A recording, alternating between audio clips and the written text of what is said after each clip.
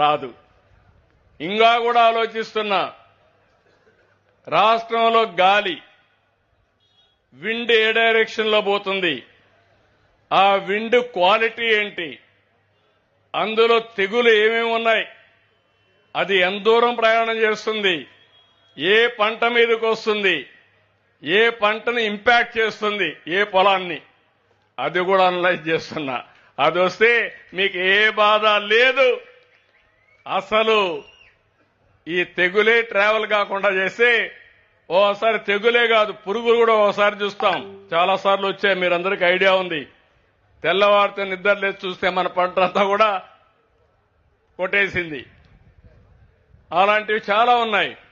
ఇవన్నీ కూడా ఇది చేయడానికి నేను 42 పారామీటర్ సర్వేర్ ద్వారా అనలైజ్ చేస్తున్నా.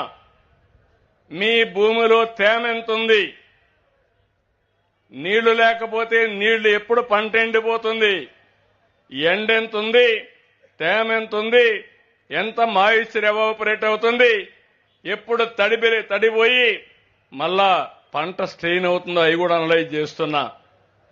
ఇలా నాకు కొంచెం మీరు చేయూతనివ్వండి, ఆకాశమే అద్దుగా డెవలప్ చేస్తా. చేసిన చరిత్ర ఉంది, చూపించిన చరిత్ర ఉంది. ఇప్పటికే 1.5 year లో చూశారు. ప్రపంచం మొత్తం వచ్చి విశాఖపట్నంలో క్యూ గట్టి పెట్టుబడులు పెట్టారంటే దీన్ని బట్టి మీరు అర్థం చేసుకోవాల్సిన అవసరం ఉంది. వాళ్ళు కూడా డ్రోన్ పెట్టి మందు కొడుతున్నారు, పురుగు మందు కొడుతున్నారు. నేనేమంటున్నానంటే డ్రోన్లో కెమెరా పెట్టి ఎంత పురుగుందో, ఏ మొక్కకుందో ఆ మొక్కలోనే పురుగు మందు కొట్టాల. అది నా టార్గెట్. అది ప్రిసిషన్ ఇన్ అగ్రికల్చర్.